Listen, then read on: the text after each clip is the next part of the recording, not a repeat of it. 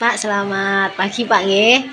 Selamat pagi. Nggih Pak, saya mau izin buat wawancara jenengan terkait tugas di demonstrasi kontekstual untuk modul 3.1 yang tentang pengambilan keputusan.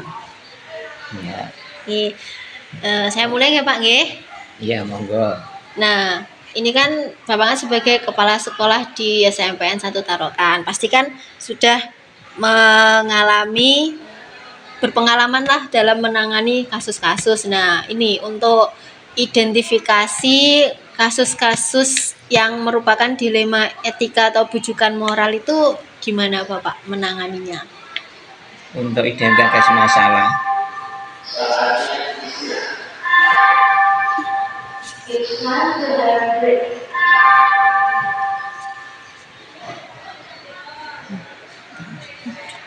identifikasi masalah untuk dilema etika atau bujukan moral itu ya kita lihat masalah utamanya dia melanggar aturan atau enggak.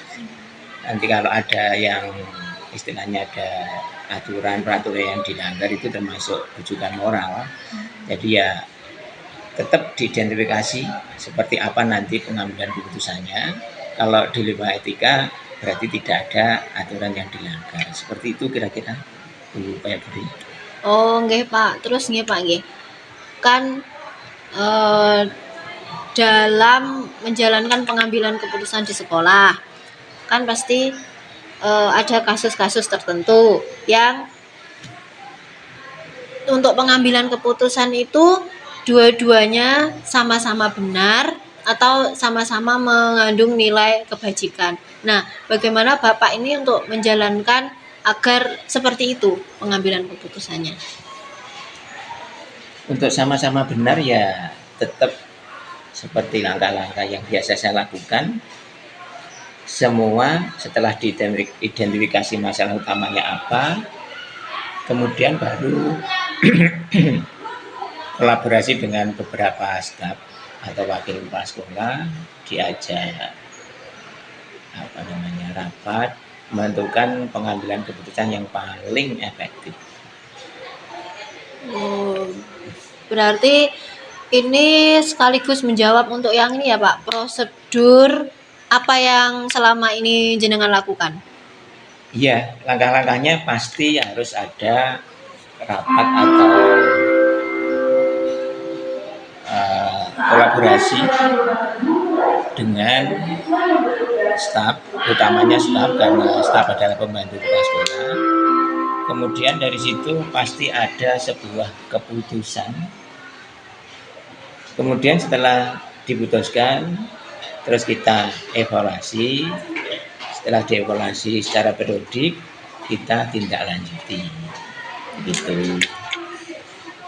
Nah, untuk yang ini Pak, untuk hal-hal yang jenengan anggap efektif nih untuk pengambilan keputusan untuk yang kasus-kasus dilema etika itu bagaimana?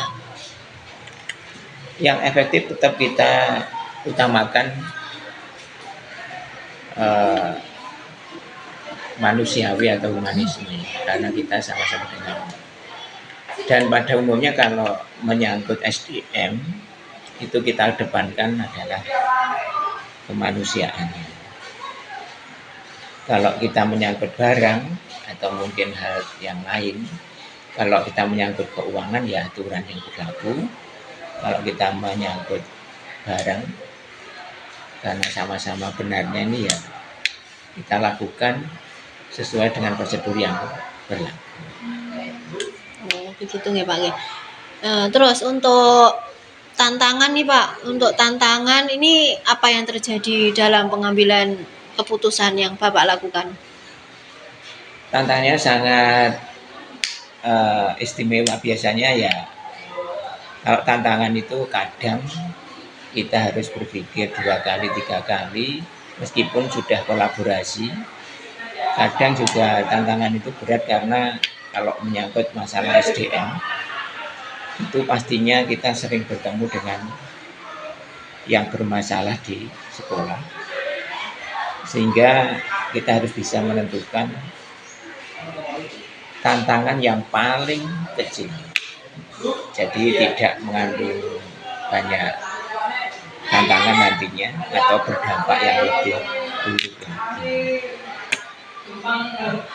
Terus Pak, untuk jadwal dalam penyelesaian kasus dilema ini, apakah langsung menyelesaikan di tempat ataukah Bapak ada jadwal tertentu untuk menyelesaikannya? Seperti apa prosedur yang Bapak jalankan? Kalau memang ada jadwal atau urutan, misalnya seperti masalah siswa, peserta didik, tentang bolos atau apa itu, kalau memang itu harus terus berurutan atau bertahap, ya kita lakukan bertahap. Karena urusan peserta didik ini biasanya tidak bisa dilakukan secara langsung, terutama masalah sikap atau perilaku anak. Tetapi kalau bisa diselesaikan dengan secara langsung, tidak perlu ditunda atas dasar tadi kesepakatan dengan atau pengambilan keputusan bersama dengan staf. Begitu. Oke. Terus untuk faktor-faktor yang mempermudah Bapak dalam pengambilan keputusan ini seperti apa? Atau ada mungkin yang membantu?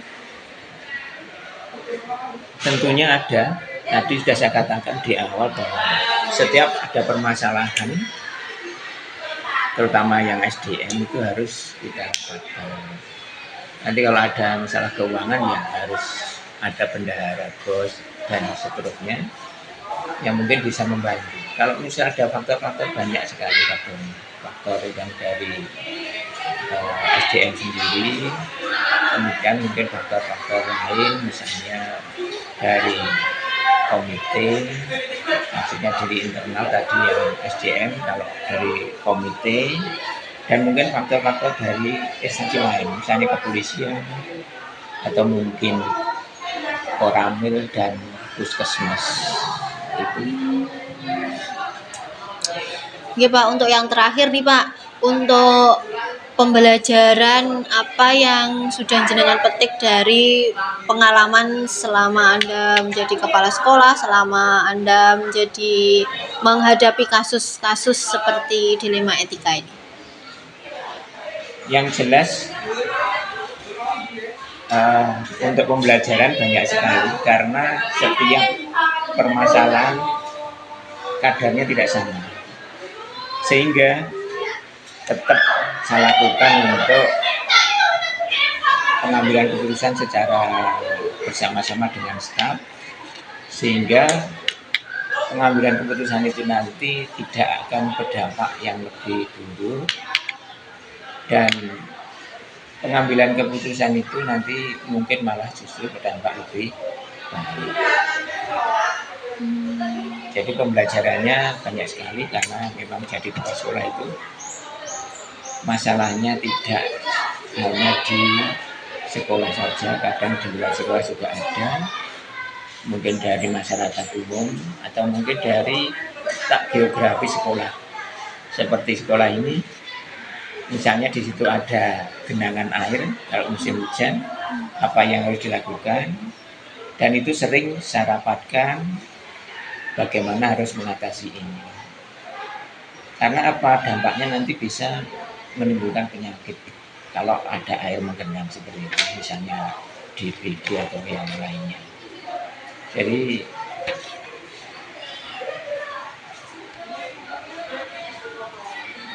pembelajaran yang saya dapatkan sangat menarik dan majemuk, banyak sekali. Terima kasih. Nggih Pak lek ngoten, terima kasih atas wawancaranya hari ini. Terima kasih juga atas ilmu yang diberikan atas sharingnya hari ini.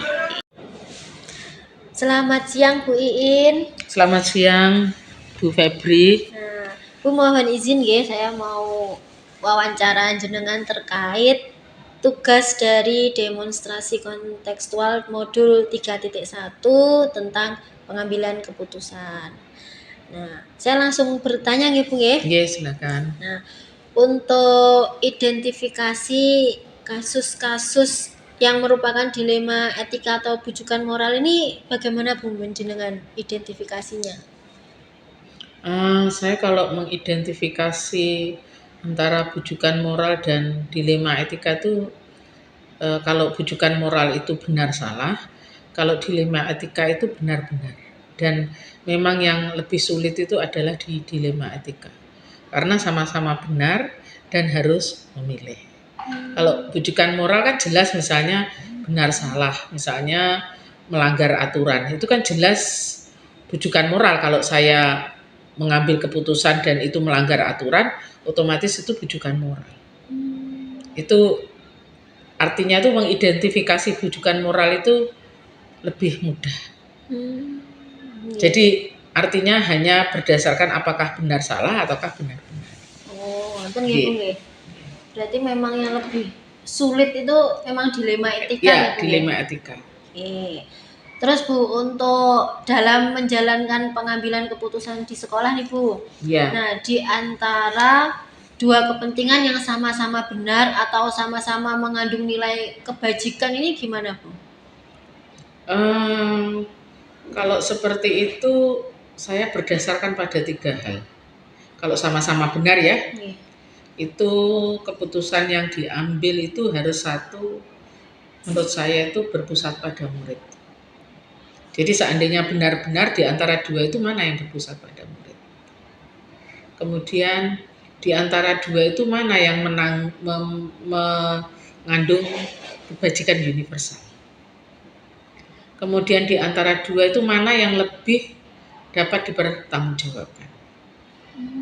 Jadi saya berdasarkan benar-benar itu mana yang saya pilih berdasarkan 3 hal tersebut. Oh, berarti berdasarkan 3 hal tersebut ya Bu. Ya. Terus Bu, untuk langkah-langkah atau prosedur seperti apa ini yang biasa Ibu lakukan selama ini? Saya misalnya sama-sama benar itu ya, saya melihat apakah ada aspek hukum yang dilanggar, itu ada enggak. Kemudian apakah ada regulasi yang dilanggar, ada atau tidak. Kemudian saya juga melihat kalau etika itu saya nggak apa-apa, misalnya etika guru itu saya nggak apa-apa. Kemudian saya juga akan menguji jika itu dipublikasikan itu dampaknya bagaimana. Itu juga saya lihat. Dan saya juga akan berdiskusi dengan rekan sejawat. Artinya kawan-kawan staf, jika itu ada dua hal yang sama-sama benar, mana kan harus memilih kan, mengambil keputusan. Memang tidak semua keputusan itu menyenangkan semua orang. Itu selalu saya garis bawahi. Selalu sebuah keputusan itu ada yang terluka pasti. Namun sebagai seorang pemimpin itu harus bisa mengambil keputusan yang dapat dipertanggungjawabkan. Dan karena di sini adalah instansi sekolah, itu harus berpusat kepada murid dan mengandung kebajikan universal. Oke Bu, berarti intinya itu harus berpihak pada murid ya Bu nggih. Ya. Itu yang paling penting. Ya. Terus untuk yang selama ini Bu, apa saja hal-hal yang Ibu anggap efektif dalam pengambilan keputusan pada kasus dilema etika? Yang Jenengan anggap efektif dalam apa? Mengambil keputusan pada kasus dilema etika. Yang paling efektif langkahnya. Nggih. Langkah yang paling efektif itu saya itu tadi memakai berbagai uji. Yaitu tadi apakah secara hukum itu bagaimana, secara regulasi bagaimana, kemudian saya juga diskusi, kemudian dari beberapa langkah yang saya ambil. Jadi ketika ada masalah dilema etika, itu juga karena saya menganut agama Islam, saya biasanya sholat untuk minta petunjuk. Jadi karena sebuah keputusan itu kan harus bisa saya pertanggungjawabkan.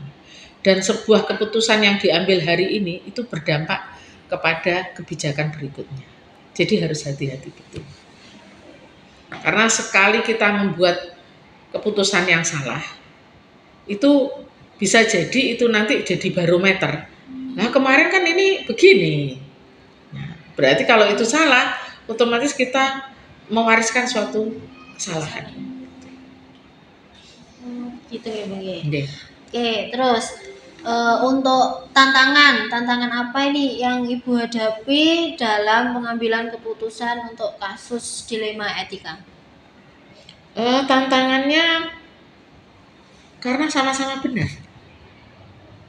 Nggih. Itu karena sama-sama benar. Jadi tantangannya itu kita bagaimana memutuskan sebuah dua kebenaran itu menjadi pilihan yang akhirnya itu memang layak.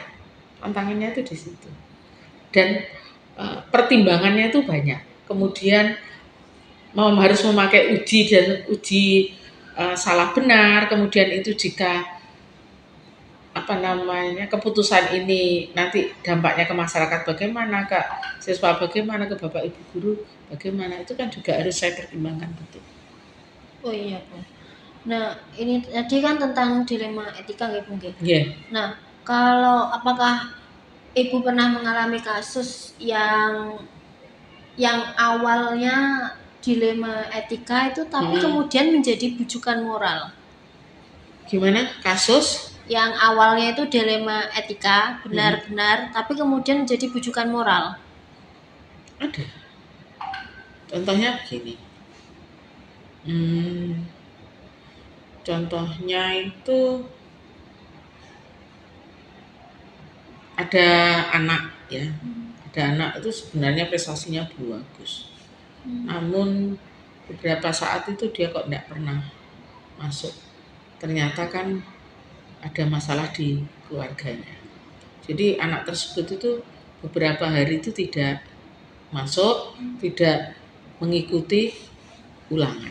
Nah, kita kan harus membuat sebuah keputusan bagaimana anak tersebut itu tetap bisa lulus, namun dia juga kan harus memenuhi tugas-tugas yang belum diselesaikan.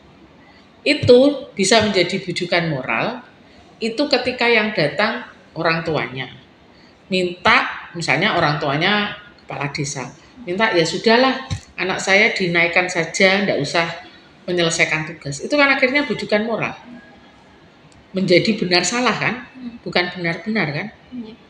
Nah itu berarti tergantung situasi ya Bu. Situasi dari dilema etika bisa juga menjadi bujukan moral. Iya, tergantung kemudian siapa yang mengintervensi. Kan setiap permasalahan itu kan selalu ada aktornya. Siapa yang aktornya di situ? Oke Bu.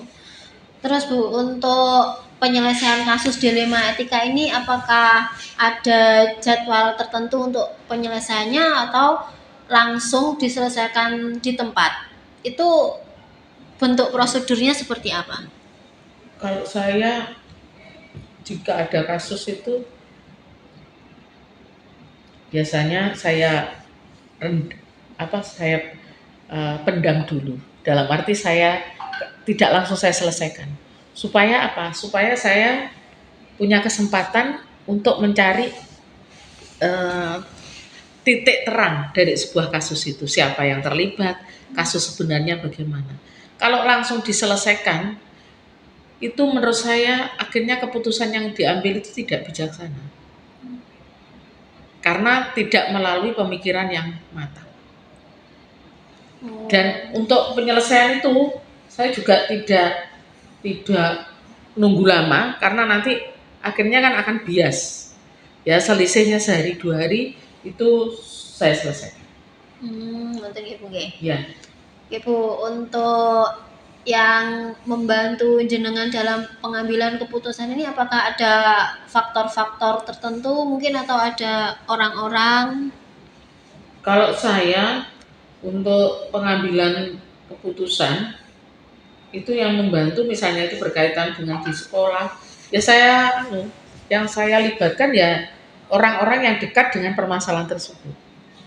Misalnya kasusnya anak-anak ya otomatis yang saya ajai diskusi itu adalah wali kelas dan guru BK atau guru mapel yang mengajar di kelas tersebut. Tujuannya apa? Supaya kita menggali betul-betul menggali secara dalam permasalahan tersebut. Ibu, ini yang terakhir Bu, Ya. untuk dari pengalaman jenengan menghadapi kasus-kasus dilema etika, pengambilan keputusan ini, pembelajaran apa Bu yang dapat jenengan sampaikan? Pembelajaran yang bisa saya peroleh itu adalah menjadi seorang pemimpin itu harus seandainya laut itu harus seluas samudra. Karena dan pemimpin itu nomor satu itu harus punya manajemen diri yang bagus. Karena ketika berhadapan dengan masalah, seorang pemimpin itu kan harus betul-betul bijaksana. Karena keputusan yang diambil itu memiliki dampak. Jadi ketika sebelum keputusan itu diputuskan, paling tidak ada staf yang diajak bicara. Jadi ada dampaknya itu nanti kalau keputusan A itu begini, keputusan B begini. Dan seberapa besar kita itu meminimalisir dampak negatifnya, tetapi memaksimalkan kepentingan yang lebih besar. Jadi menjadi pemimpin itu menurut saya itu tidak, nomor satu itu bukan orang yang pandai, bukan, tetapi orang yang bisa mengendalikan diri. Mengendalikan diri gitu. Ya, mengendalikan diri. Oke. Pengendalian diri. Oke.